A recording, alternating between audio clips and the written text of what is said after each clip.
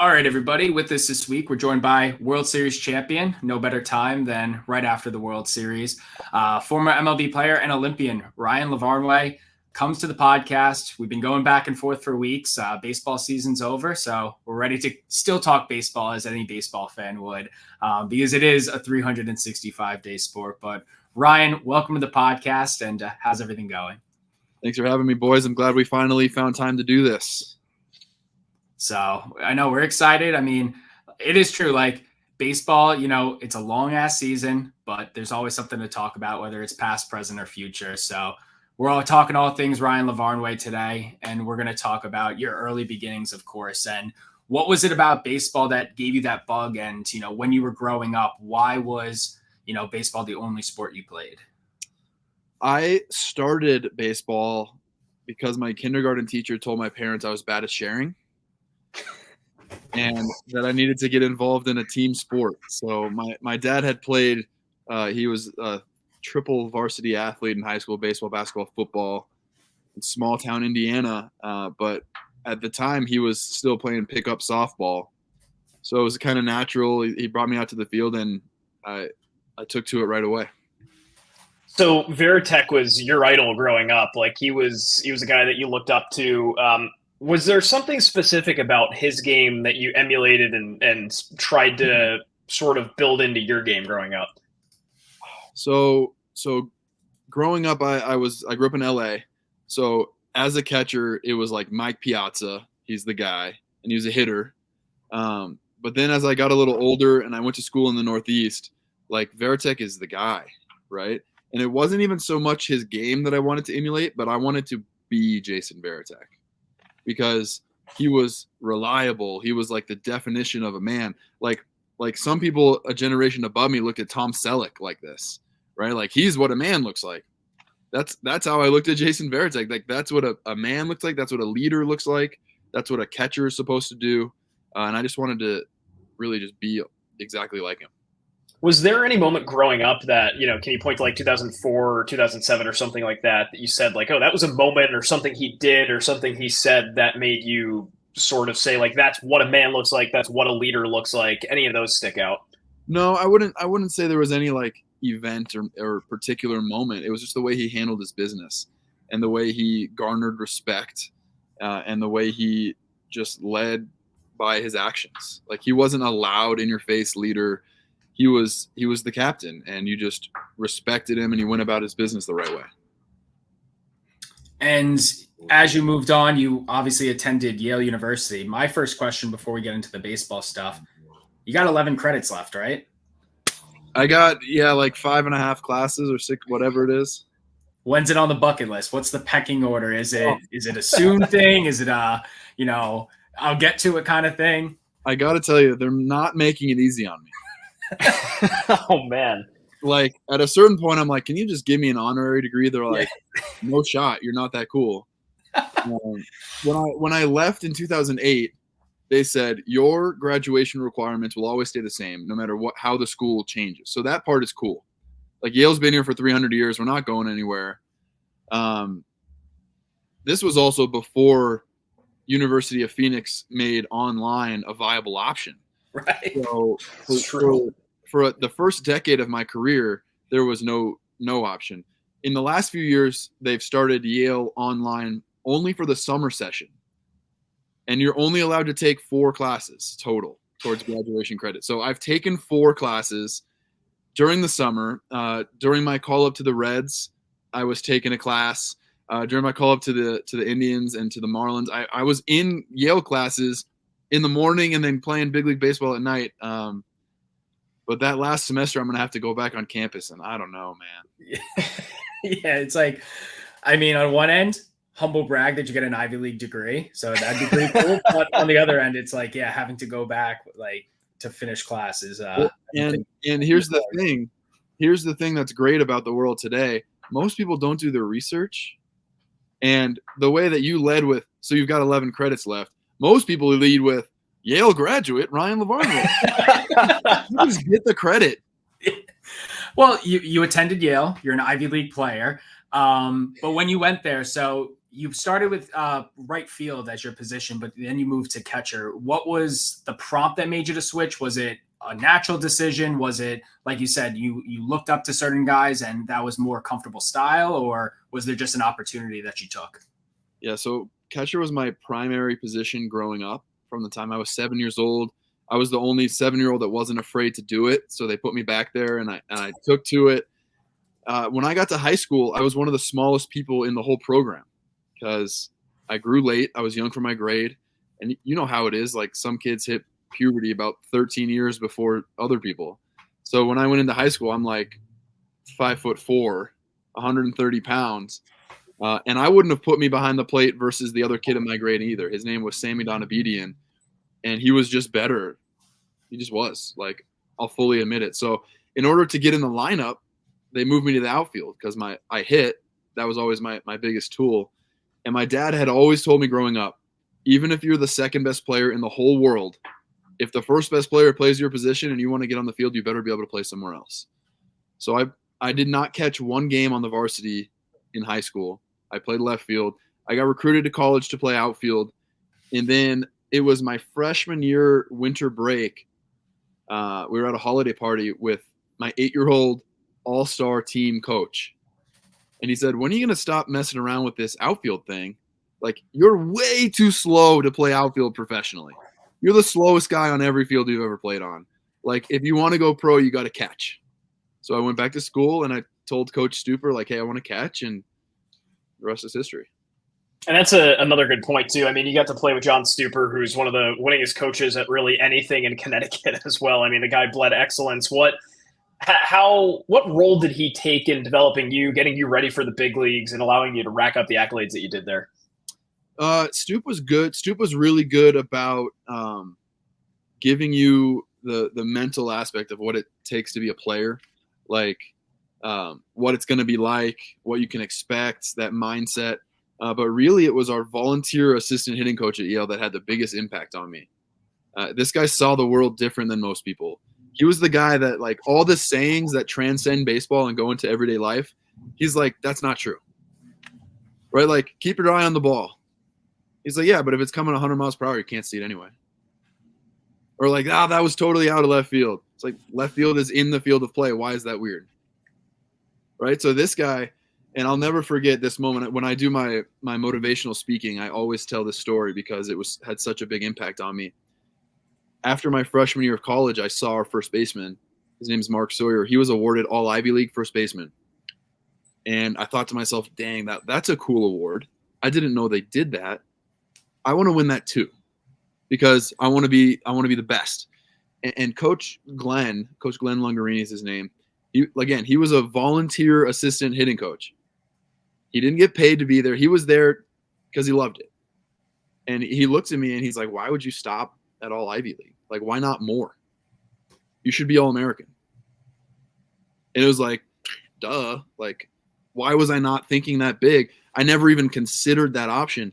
But when he said that to me, like, you know, when you have a really, really big goal that feels outrageous, like, all good ideas feel outrageous at first. And then you rise to the occasion. I started doing more than I had ever done so that I could be more than I had ever been. And, like, I was watching cartoons and I saw Dragon Ball Z, the TV show, right? The cartoon, you know the show? Yeah. They, like, train with weighted clothing, and then the big fight comes on. They're like, let me take off my weighted clothing. I bought a weight vest and wore it under my shirt every minute I was awake for 2 months. Like, what does that have to do with baseball? Maybe nothing. Or maybe when I bent over to pick up my backpack, like, I got an extra rep in. Maybe when I got the food at the dining hall and I put my tray away, I got an extra rep in. And I'll tell you, when I took off the weight vest when the season started, I felt like I had built up all of this proof. Like, I proved it to myself that, like, I earned this. Now the play is a foregone conclusion. Like, I worked so much harder than I know any sane person would ever work. I earned it. So before that mindset change, was the major leagues always the goal, or was it just let me play college ball and then focus on something else? Or if I get a chance, great, but it might not be in my cards. Or was that always just, I'm going to the majors? Yeah, when I was 5 years old, I decided I was going to play in the big leagues. And then that Will Smith song came out. Will Smith was my favorite rapper growing up. Or, he never cursed, and I loved that about him. No plan B, it distracts from plan A, was one of his lyrics that like lived in my head rent free. Even my college roommate, who he's a very serious, like he's climbing the ranks in the political sphere right now. His parents were also very serious people. They were like, "What do you want to do when you graduate?" I was like, "I'm going to play baseball." And they're like, "No, seriously, what are you going to do?" I was like, "I'm going to play baseball." There is no other plan. The problem was that until my sophomore year of college, there wasn't a lot of evidence to back up that I was on this track. Right? I didn't play varsity until my senior year in high school, and I couldn't even play my own position at that point. And then even freshman year in college, I was at a school that had produced more U.S. presidents than big league hitters. We were ranked 270th out of 271 Division I teams. So there was this like dichotomy in my head of like, I know I already decided I'm going to be a big leaguer, and like, how? So when deciding schools, was Yale just a good fit all around? Like, what was the decision to get you there rather than somewhere else? It's honestly my best option for baseball and school. So it was kind of a no-brainer. And I thought it was, I thought I was jazzed up because it's Yale, right? But I can't tell you how many times I've had to answer the question, why the hell did you go to Yale?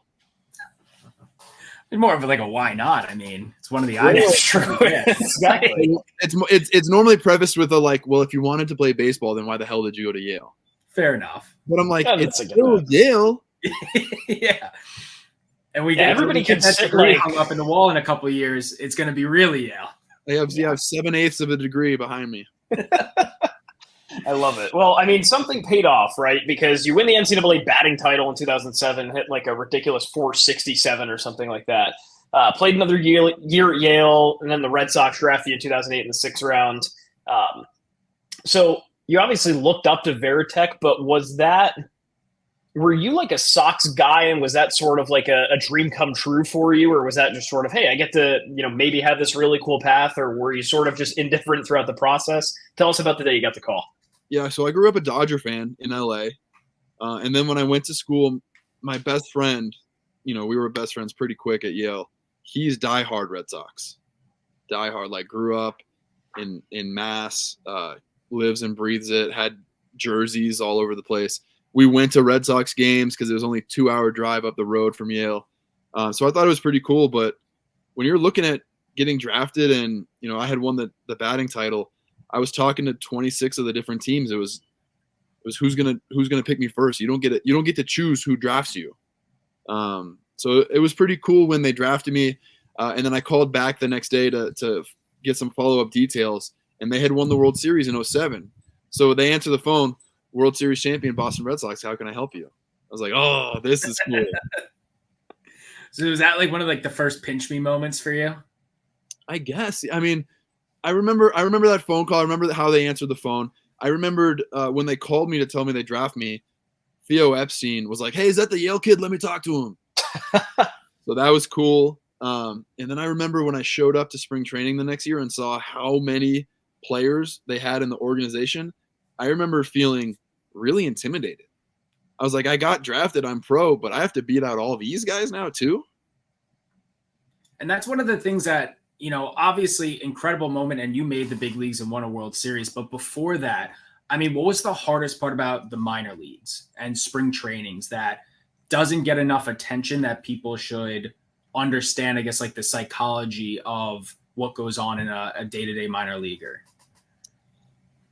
The hardest part, and this might be, I'm out from it now. It's been 12 years since I made that first debut.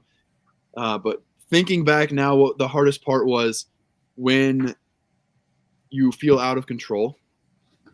Because similar to when I made making All-American my goal and like started doing these crazy things, like I'm wearing that weight vest right now, by the way, because I've been given my motivational speech and I was like, I got to walk the walk. So I got it on. But I ended up seeing somebody get named Red Sox minor league player of the year, and I made that my goal. And then I won Red Sox minor league player of the year 3 years in a row. Right? Like, you set a goal, you do everything you can, you make it come true. But being Red Sox minor league player of the year 3 years in a row, at a certain point, you're like, what else do I got to do? Right? Like, I've done my part, but realistically, ahead of me is David Ortiz and Jason Varitek. So it doesn't matter what I do. And I think I did a pretty good job at the time, being like, well, I got to win it again. I got to just keep going. But there were times when, everybody has weaknesses. Everybody has slumps mentally, physically. When the catching coordinator or the hitting coordinator would come into town and they'd be like, hey, how you doing? Like, keep it up. And I'd say, like, what do I got to do? And the only thing that they could say to me was, keep doing what you're doing. Keep doing what you're doing. And that, I remember, was hard to hear, because I'm the type of person that loves constructive feedback. Like, no, give me something to work on. Because if I have something to work on, I know myself, I'm going to work on it. I'm going to overcome. I'll set a new goal. But keep doing what you're doing everything right. Well, that was hard for me. Yeah, because it's like, essentially you and I hate to say it, but you're waiting for an injury. It's like, you could be the best, best minor league ever, but if there's no room up top, you're either someone's got to get traded, someone's got to get injured, or the team's in the basement and we're just bringing up the kids. Yeah, I mean, there's such a part of it, and I learned this along the years. I ended up getting called up and either sent down, traded, or released 26 times over the course of my career. And I learned very much about being a cog in the business of baseball, which is so unique to the major league and professional level versus high school, college, youth ball, where like you're on the team or you're not. You're a valuable member of this team. We need you. You're with us for the year, or like day to day, you go up and down. It's very different. So, and then to make things more interesting, I mean, you've got guys like Saltalamacchia and Veritek still on the roster in 2011 when you come up. In the first 3 years with the Sox, you've got three managers, right? You've got Tito, you've got Bobby Valentine, who was one of our first guests on the show, actually, way back in the day. And then John Farrell comes in, right? So, I mean, how was that adjustment trying to figure out all those guys? I'm not going to get into, the saga that was Bobby V that 1 year, but, that must have been a wrinkle in trying to adjust to the big leagues too, like getting to know the style of each of those three guys. I don't like to sit and think what if, because I'm very proud of what I was able to accomplish in baseball, and my up and down journeyman story has shaped me into the man I am today. But I think my career is a very different story if Francona and Theo Epstein aren't run out of town my first year. If the guy that drafted me and the manager that first called me up, somebody that believes in me, gives me a chance, like, it's probably a very different story for me right now. And I feel like, that's something that's very apparent in college, especially because it's a more of a recruiting process where it's like the new regime comes in, they bring their guys, but I don't think it's necessarily like talked about much in the professional level, where it's like, the people that drafted you, if they're out, you have people that are like, well, we're going to draft the people we know, and we're going to want the people that fit in our scheme. It's kind of just overlooked on the whole business side of things. Well, there's also something to be said for somebody that believes in you, somebody that's seen you be successful for years, versus if someone new comes in and you make a bad first impression, or you have a slump at the wrong time. They haven't maybe seen you be successful as much as the people that believe in you. And you talk about like that side of baseball. How do you think in now the present day, and I know you're not, playing in the majors right now, but it's like the whole analytic movement and how it's like we're all focused on like the numbers inside of that. Do you feel like there's a lot of overshadow on the hard work and the people like watching you every day rather than just seeing what's printed out on a spreadsheet? I think the better organizations use both. I think that every bit of analytics and research and development and all the new improvements to the game are exactly that. They're improvements. They're making the game better. But I think in every revolution, it always goes a little too far, and then you got to pull it back and find the balance. So I think the good teams are starting to find that balance of, okay, we have all these numbers. We have way more information than we could ever productively use. What is the most useful? And then how do we use that in conjunction with what we're seeing and what we know about the game? So yeah, that's a really good point. I think there's the big advice has been, the best front offices and the best coaching staffs know how to use a little bit of both. Like, kind of just, you can't rely on pure intuition. You can't be buried in an Excel spreadsheet, but you use both, which I think is super interesting. I want to shift gears back to 2013 as well. So you guys win the World Series. You're playing with David Ortiz and all these other guys that might have their numbers retired by Boston at some day. Maybe Dustin Pedroia. What I guess for you was that has to be the highlight of your career at this point. What were some of those fondest memories that you have from that year? Was there this motion in the dugout of like, hey, it's this is our World Series to lose. No one can stop us, or walk us through that journey. So I always think back to the first day of spring training when I walked in and I met Johnny Gomes for the first time. He was a new addition to the team, not a Hall of Fame player, but if they had a Hall of Fame for teammate or for clubhouse leader, first ballot. And I remember I was a little intimidated by him. He's got this look to him, right? And I walk up and I introduce myself and maybe a little sheepishly say, "Hey, nice to meet you. I'm Ryan. How you doing?" And he said, "I'm great. I'm one day closer to the World Series parade." And my eyes got this big because I'm like, oh, we don't talk. In my head, I'm thinking, we don't talk about that. We're going to jinx it, right? I'm not superstitious, but I'm a little stitious, like every baseball player. And he's like, no, how are we going to make it come true? We don't talk about it all the time. Another guy that was new that year was Ryan Dempster, and they talked about it all the time because we had no expectations on our team.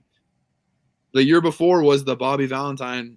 I think you called it a saga. I'll use your word so that I don't get in trouble. That's fine. Yes.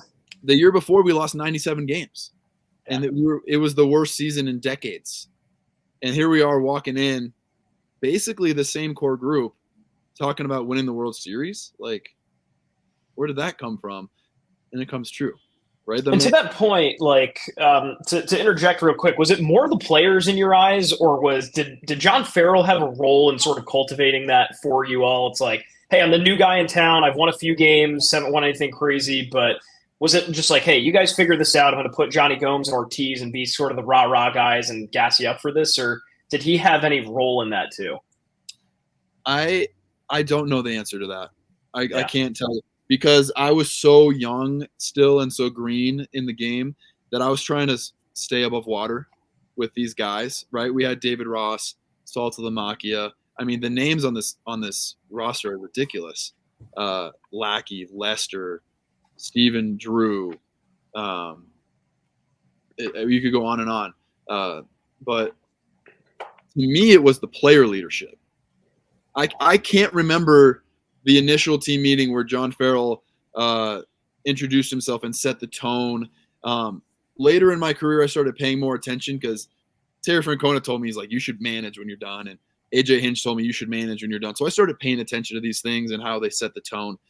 But in 2013, I want to give John Farrell credit because even if there's player leadership, I've seen a manager screw it up, and he didn't for sure. But I honestly don't remember how he set the tone. What I remember is that player leadership was telling the Fenway Park grounds crew with the manual scoreboard, like, don't hang Boston Red Sox in the first place slot. Like, paint our name on the wall because no one's coming for us. Wow. There's a whole mentality behind it. And I mean, that was, a highlight. I see another thing as a cool opportunity for you as well, was being able to play for Team Israel, not only in the World Baseball Classic, but also, twice, but also the Summer Olympics. Are those experiences that you never really expected as well? Like, once you got to the big leagues, you're like, that what next feeling? Or is it something that in your mind too was an opportunity you couldn't pass up? So I got recruited for Team Israel first in 2012 when they were trying to qualify for the tournament because Israel was ranked 42nd in the world at the time. And the World Baseball Classic is a top 16 team. So they had to play their way into one of the open slots. But the qualifying tournament happens during September, when if you're in the big leagues, you're busy. So 2012, I wasn't available. 2016, I told him basically, like, I'll play if I'm available, but I don't expect to be. And then 2016 was the only year out of 11 years that I had big league service time where I wasn't in the big leagues in September. So it kind of worked out. Call it fate, call it whatever. And it turned out to be just an incredible experience. It helped me find myself and fall back in love with the game. Because I told you, I was called up, sent down so many times. International baseball is pure. Nobody's getting sent up or sent down. Nobody's worried about a contract or an endorsement deal. Like, you have to win today with who we've got wearing the same uniform. And it takes you back to Little League, where, like, how else can you replicate that win or go home feeling? It just felt so pure to have 26 guys pulling on the same rope in the same direction. And this year as well, I was doing some research. I don't think you've ever played with Ian Kinsler, but he managed the team this time around.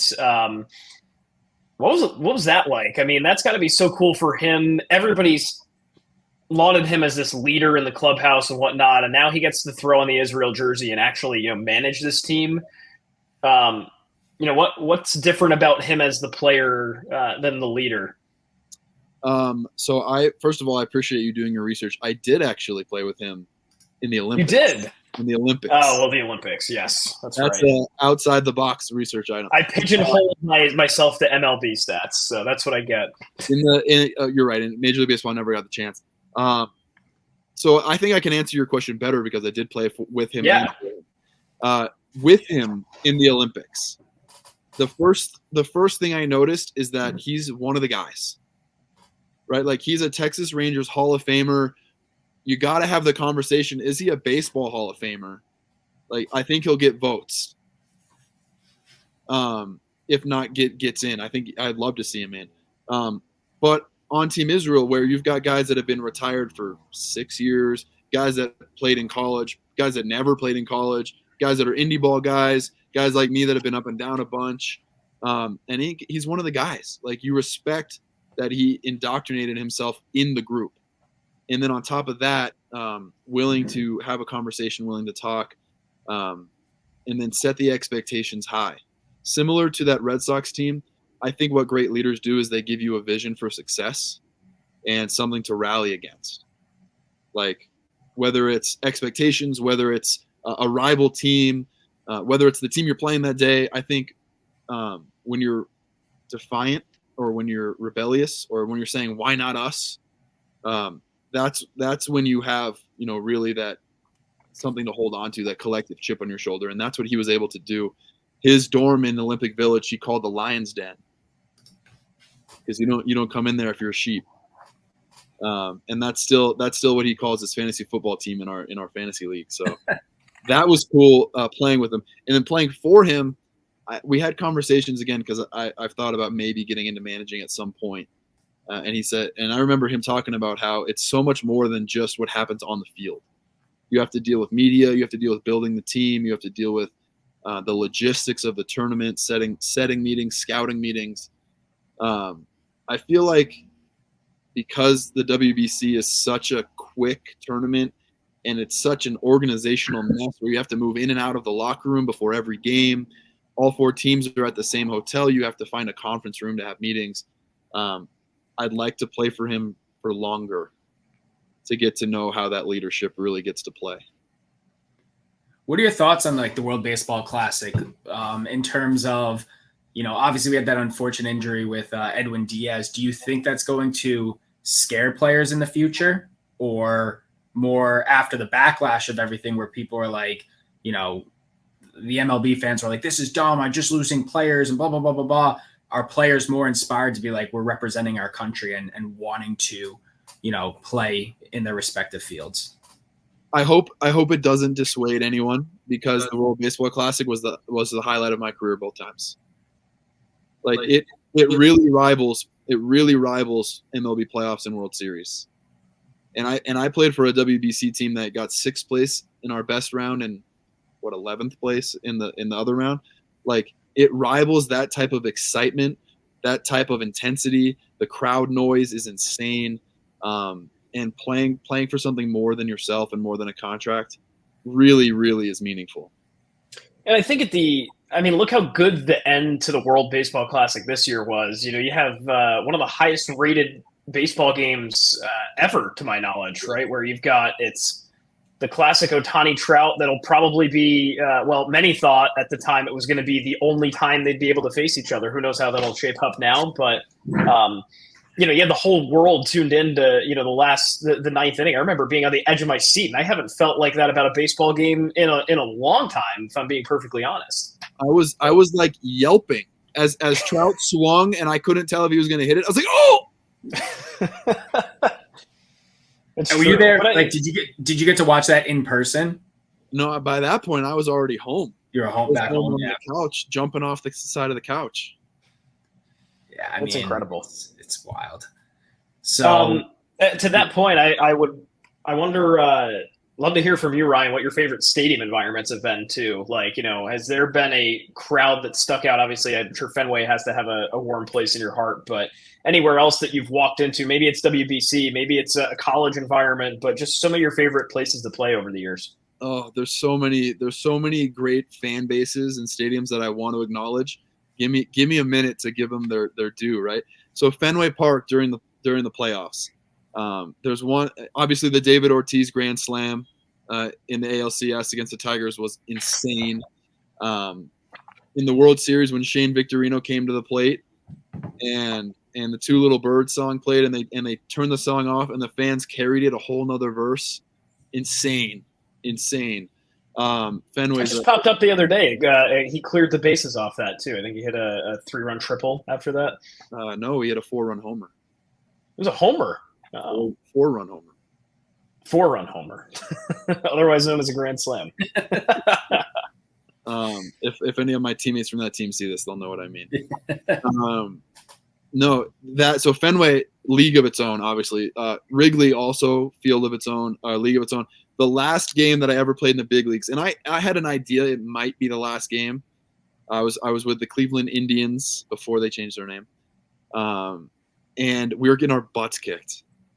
We were losing, and it was homer after homer. We couldn't stop the Cubs offense that day. And when the Cubs hit a homer, have you been to Wrigley Field enough to know the answer to this question? What song do they play? Oh God, it's been 7 years since I've been to Wrigley.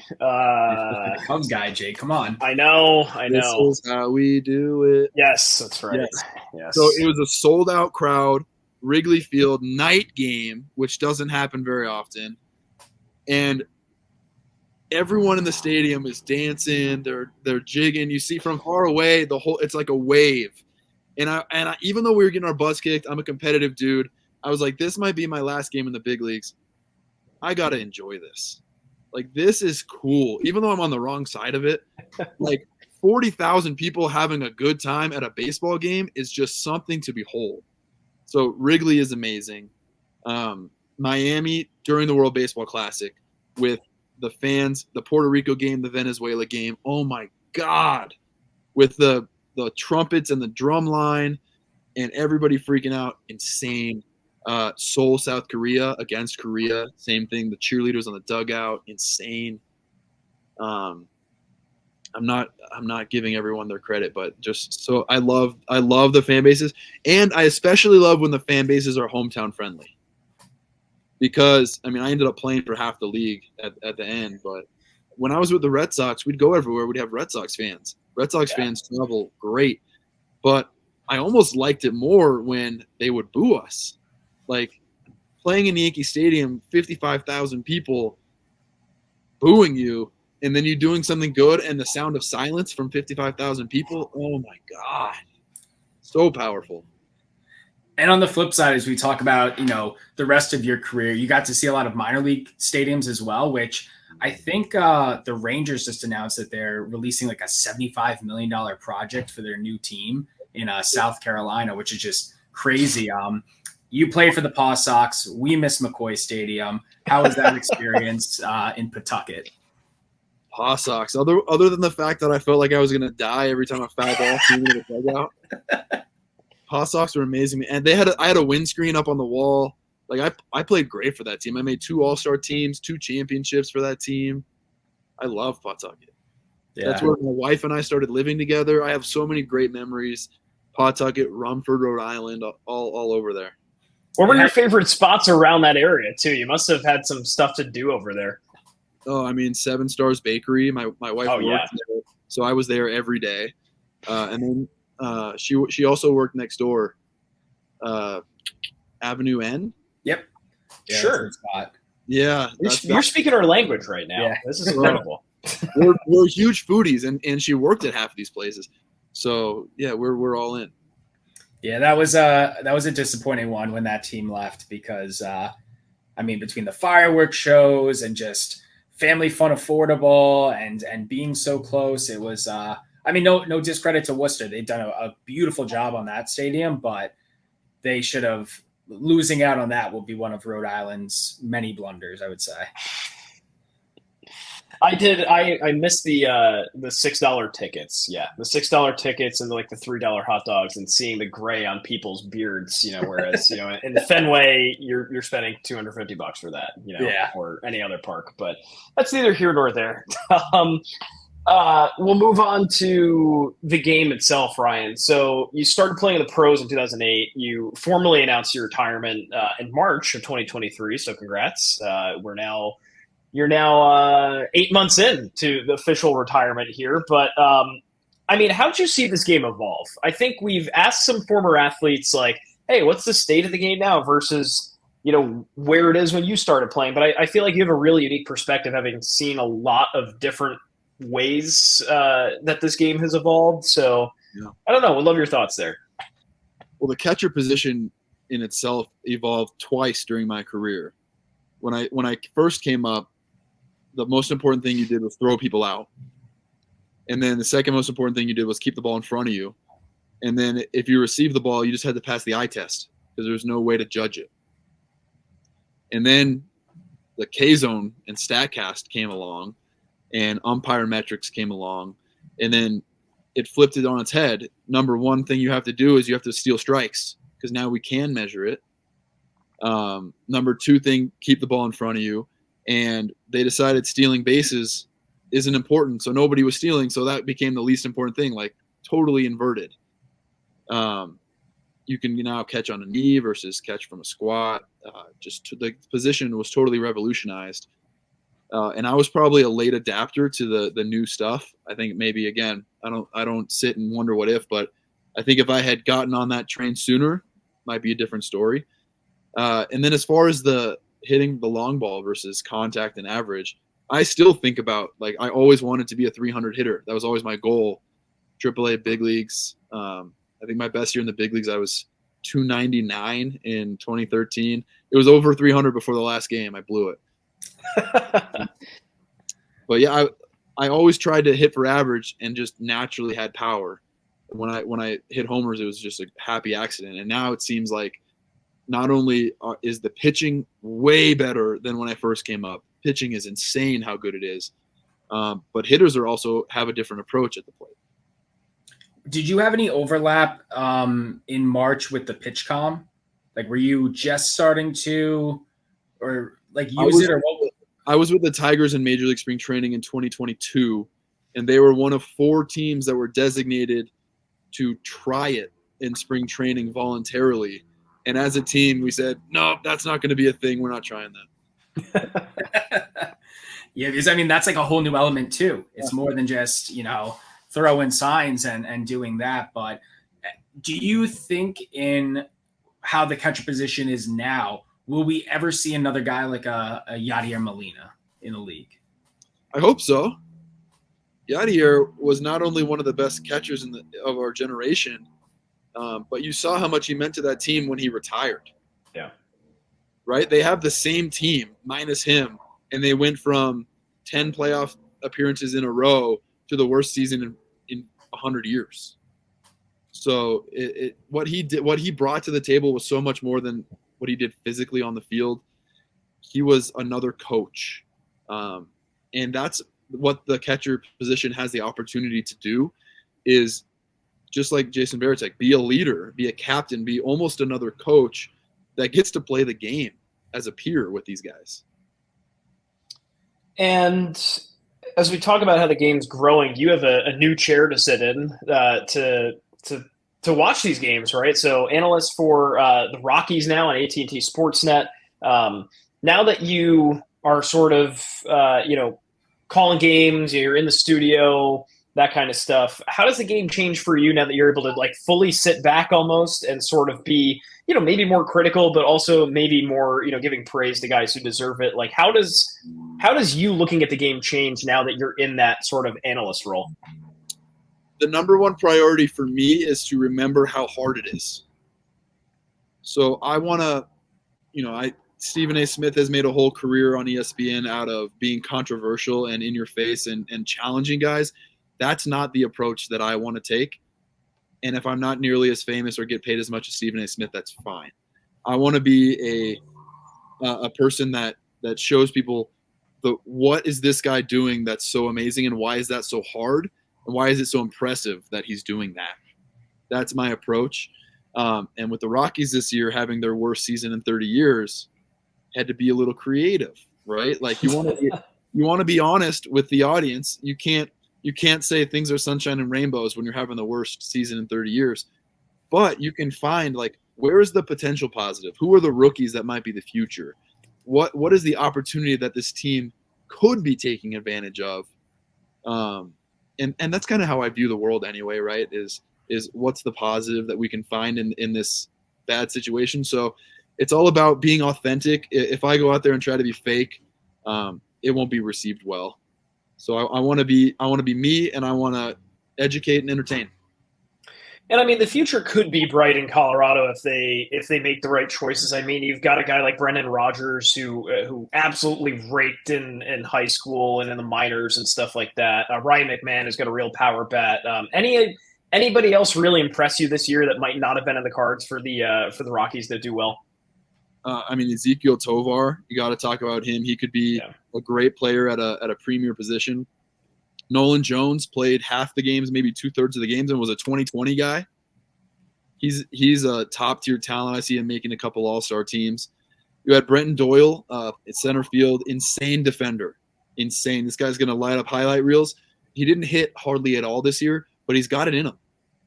He's got some juice. He hit in the minors.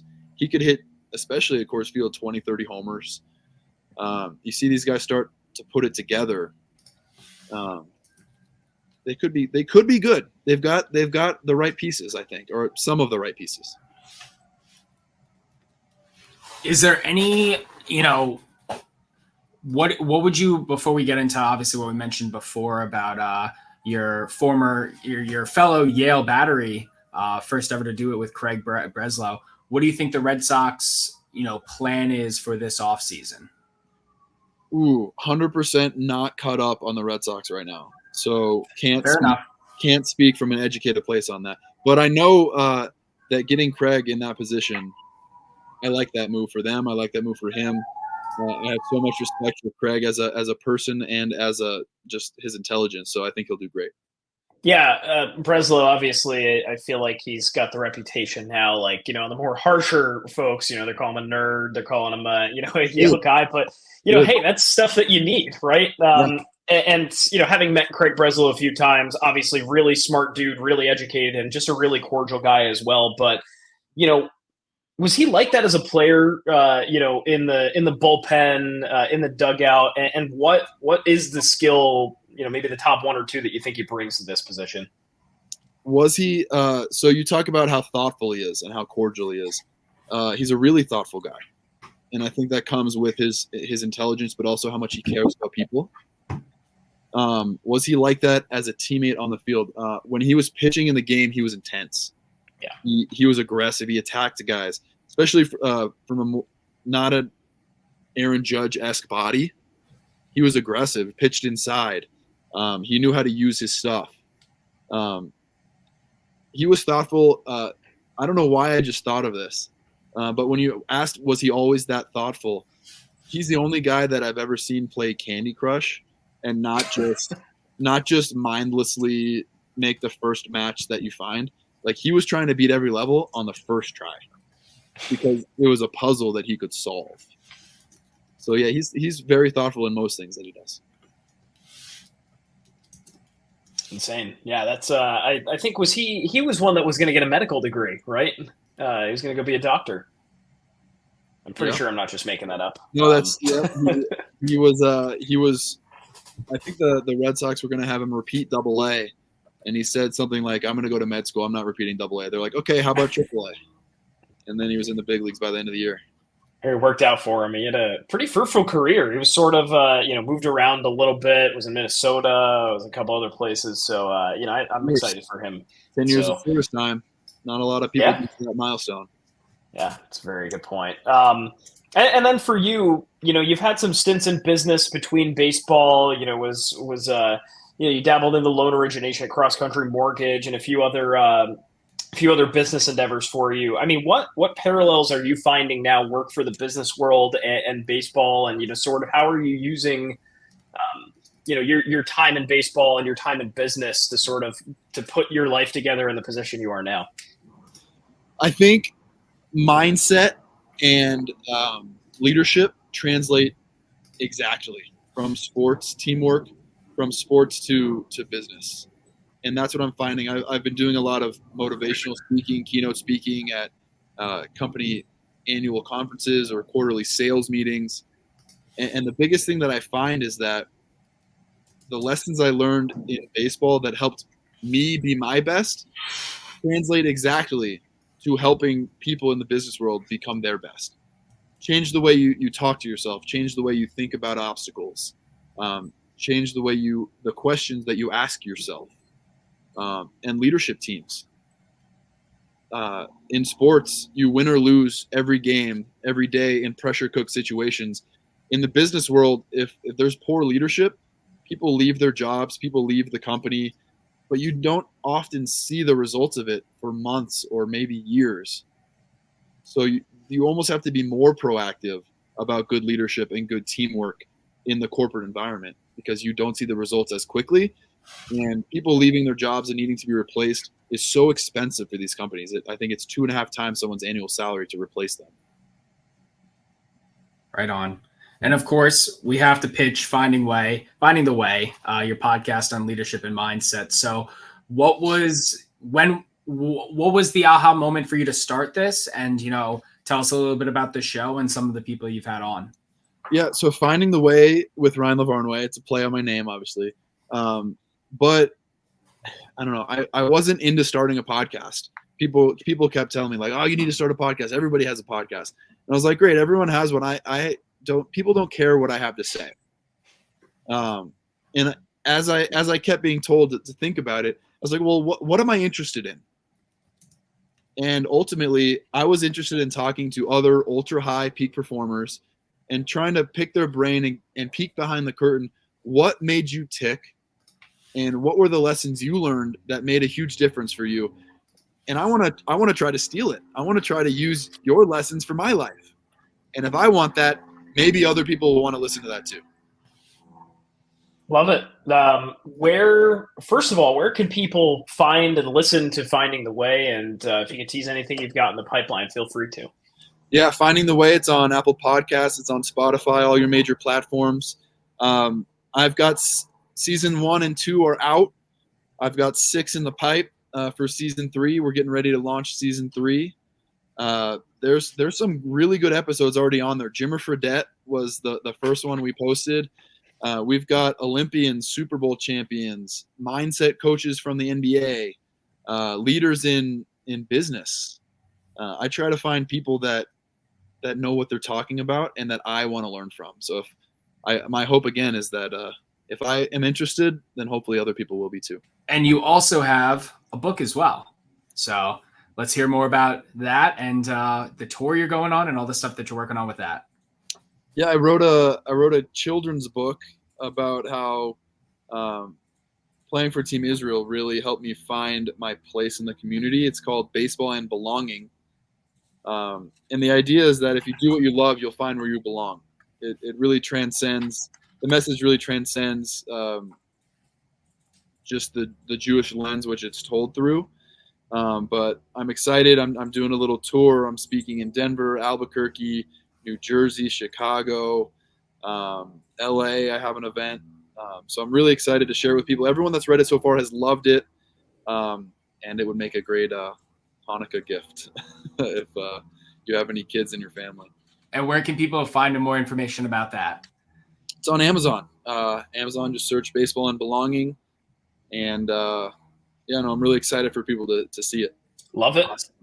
That's I can't wait to tune in. I'm very curious about that Jimmer Fredette episode now. I'll be listening to that after we close out today. But Ryan, thank you so much.